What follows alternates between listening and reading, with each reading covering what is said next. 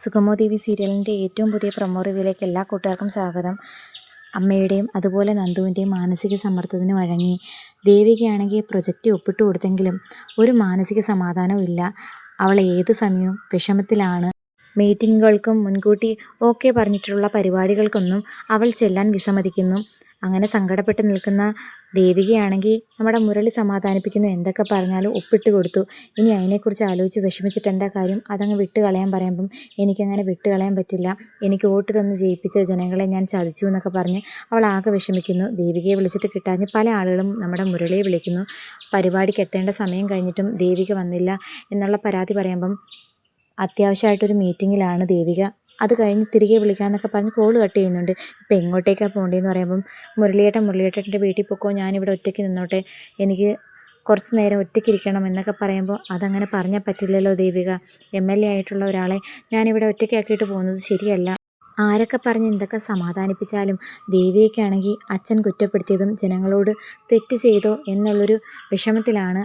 അതേസമയം ത്യാഗരാജൻ ദേവിക ഈ ഒരു പ്രൊജക്റ്റിൽ ഒപ്പിട്ടു, അവൾ പൈസയ്ക്ക് മോഹിക്കാൻ തുടങ്ങിയിട്ടുണ്ടെന്നും ആദ്യം അഴിമതി കാണിക്കുമ്പം ചെറിയ ബുദ്ധിമുട്ട് കാണും, പിന്നെ ശീലമാകുമ്പോൾ അഴിമതി കിട്ടിയില്ലെങ്കിൽ കൈ വിറയ്ക്കും എന്നൊരു കണ്ടീഷനാകുമെന്നൊക്കെ പറഞ്ഞ് അവളെ കുറ്റപ്പെടുത്തുന്നത് കേട്ടിട്ട് ചന്ദ്രമതിക്ക് വിശ്വസിക്കാൻ പറ്റുന്നില്ല. മിക്കവാറും പ്രഭാവതിയോ അല്ലെങ്കിൽ നന്ദനെങ്ങാനും പ്രലോഭിച്ചിട്ടായിരിക്കും അവൾ ഇങ്ങനെ ഒരു കാര്യം ചെയ്തത്, അല്ലാതെ മനസ്സറിഞ്ഞ് അവൾ അങ്ങനെ ചെയ്യുന്നൊരു പെൺകുട്ടിയല്ലെന്ന് എനിക്ക് വിശ്വാസമുണ്ടെന്നൊക്കെ പറയുമ്പം ത്യാഗരാജൻ അതിന് തക്ക മറുപടി കൊടുക്കുന്നു. എന്നാൽ അതേസമയം ഒട്ടും ഇഷ്ടമല്ലാഞ്ഞിട്ട് പോലും ദേവികയും കൊണ്ട് നിർബന്ധിച്ച് ഇങ്ങനെ ഒരു കാര്യം ചെയ്യിപ്പിച്ചു എങ്കിലും എസബല്ല പറയുന്നുണ്ട്, ഇത് വെറും ഒരു തുടക്കം മാത്രമാണ്. ഇതുപോലുള്ള പല കാര്യങ്ങളും ഇനി നമുക്ക് ഒത്തൊരുമയോടെ ചെയ്യണമെന്ന്. അതായത് ഇങ്ങനെയുള്ള അഴിമതിക്ക് ഇനിയും കൂട്ടു നിൽക്കണമെന്ന് പറയാതെ പറയുന്നത് പോലെയുണ്ട്. അതിന് കൂട്ടു നിൽക്കാൻ തന്നെ നമ്മുടെ നന്ദനും തീരുമാനിക്കുന്നു. അതിനെ തുടർന്ന് ദേവിക വീണ്ടും മാനസിക സംഘർഷത്തിലേക്ക് പോകാൻ സാധ്യതയുണ്ട്. ഒരു കണക്കിന് ദേവിക ആ പ്രൊജക്റ്റിൽ ഒപ്പിട്ട് കൊടുക്കുന്നതിനേക്കാളും ഇത്ര വലിയ മാനസിക സംഘർഷമാണെങ്കിൽ രാജിവെച്ച് പോയാലും അതിന് അന്തസ്സുണ്ടായിരുന്നു. ഭർത്താവിൻ്റെയും അതുപോലെ അമ്മായിയമ്മയുടെയും വാക്ക് കേട്ട് ഇങ്ങനൊരു തെറ്റിന് കൂട്ടുനിന്ന് കഴിയുമ്പോൾ വീണ്ടും അവരോരോന്നും ആവശ്യപ്പെടില്ലെന്ന് എന്താണ് ഇത്ര ഉറപ്പ്? എന്നിട്ടും അതൊന്നും അപ്പോഴും ചിന്തിക്കുന്നില്ല. എന്നാൽ ചെയ്തത് അബദ്ധമായിപ്പോയെന്നുള്ള കാര്യം ഇപ്പം വ്യക്തമായിട്ട് മനസ്സിലാക്കുന്നു.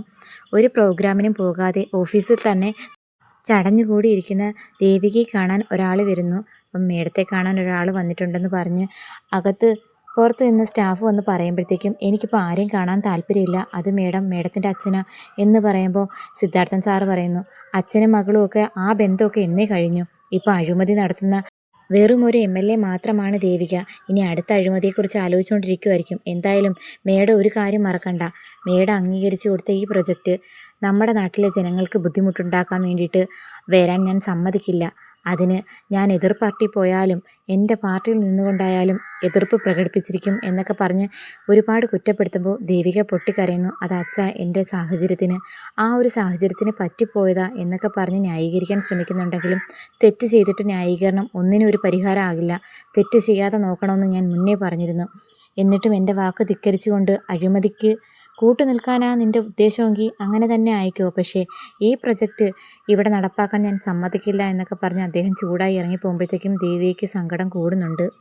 ജനദ്രോഹപരമായ ഒരു പ്രൊജക്റ്റിൽ ദേവിക ഒപ്പുവെച്ചു എന്നുള്ള കാര്യം അറിഞ്ഞ് ശാരികയാണെങ്കിൽ അമ്മയോടും അച്ഛനോടും വന്ന് പറയുന്നു. ആദർശമൊക്കെ പറയാൻ എളുപ്പമാണ്, പ്രവർത്തിക്കാൻ പാടാണ്. അത് വെച്ച് നോക്കുമ്പോൾ സിദ്ധാർത്ഥൻ സാർ എന്ത് ഭേദമാണ്. ആ സാറിൻ്റെ മുമ്പിൽ ദേവിക ചേച്ചിക്ക് നിൽക്കാനുള്ള യോഗ്യത പോലും ഇല്ല.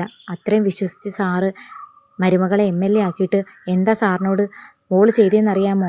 ജനദ്രോഹപരമായിട്ടുള്ളൊരു പ്രൊജക്റ്റിലാണ് മോളിപ്പോൾ ഒപ്പുവെച്ചിരിക്കുന്നത്. ആ പ്രൊജക്റ്റ് കാണാൻ നടപ്പായി കഴിഞ്ഞാൽ രാമപുരം നിയോജകമണ്ഡലത്തിലെ ജനങ്ങൾ എന്തുമാത്രം പ്രയാസം അനുഭവിക്കുമെന്നറിയാമോ? പലരും അസുഖങ്ങൾ വന്ന് തന്നെ മരണപ്പെടാൻ കാര്യമാകുമെന്നൊക്കെ പറയുമ്പോൾ ദേവി മോൾക്ക് ഇതെന്ത് പറ്റി? മോൾ ഒരിക്കലും അങ്ങനെയൊന്നും ചെയ്യേണ്ടതല്ലോ.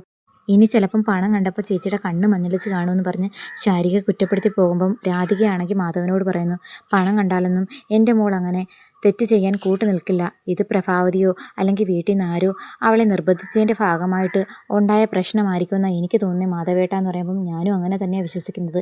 എന്തായാലും ഇതിനെപ്പറ്റി നമുക്കൊന്ന് ചോദിക്കണം അവളോട് എന്നൊക്കെ തീരുമാനിക്കുന്നു. അതേസമയം ഗിരീഷ് ആണെങ്കിൽ വീട്ടിൽ വന്ന് നടന്ന കാര്യങ്ങളൊക്കെ പറയുന്നു. അപ്പം അമ്മ ചോദിക്കുന്നു, ഇനി അവളെ ആരെങ്കിലും സമ്മർദ്ദത്തിലാക്കി ഒപ്പിടിപ്പിച്ചതായിരിക്കുമോ?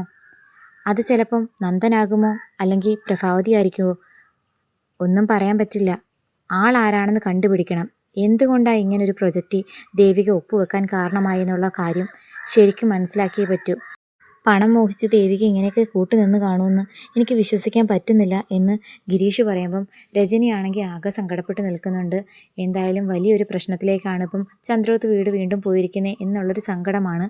അതേസമയം ദേവിക ചെയ്ത ഉപകാരത്തിന് എസബല്ലയാണെങ്കിൽ പ്രഭാവതി ആൻറ്റിയെ വിളിച്ച് നന്ദി പറയുമ്പോൾ, മോള് ഞങ്ങളോട് ചെയ്ത ഉപകാരമൊന്നും ഞങ്ങൾക്ക് അങ്ങനെ മറക്കാൻ പറ്റില്ല. അത് വെച്ച് നോക്കുമ്പം ഇതൊന്നും ഒന്നുമല്ല മോളെ. പിന്നെ അതിനെ തുടർന്ന് ചില പ്രശ്നങ്ങളൊക്കെ ഉണ്ട്, അത് ഞങ്ങൾ സഹിക്കുക എന്നൊക്കെ പ്രഭാവതി പറയുമ്പം ഇസബെല്ലയ്ക്കും സന്തോഷമാകുന്നു. കാരണം ഇസബെല്ല പല കാര്യങ്ങളും മുന്നിൽ കണ്ടുകൊണ്ട് തന്നെയാണ് ഇതിനെല്ലാം കൂട്ടുനിൽക്കാൻ ശ്രമിച്ചത് തന്നെ. നന്ദനെ രക്ഷിക്കാനൊക്കെ ഇറങ്ങിയത് ഒന്നും കാണാതൊന്നുമല്ല.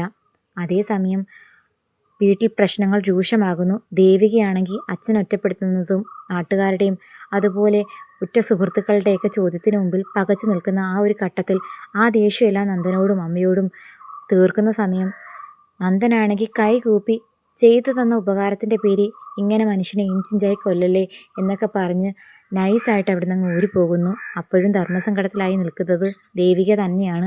അമ്മായിയമ്മ മരുമകൾ 2 പാർട്ടിയിൽ നിന്ന് മത്സരിച്ച് എങ്ങനെയാണ് ചന്ദ്രോത്ത് വീട്ടിന് പ്രതിസന്ധി ഉണ്ടാക്കിയത്, അതുപോലെ തന്നെയാണ് ഇപ്പോഴത്തെ കാര്യങ്ങൾ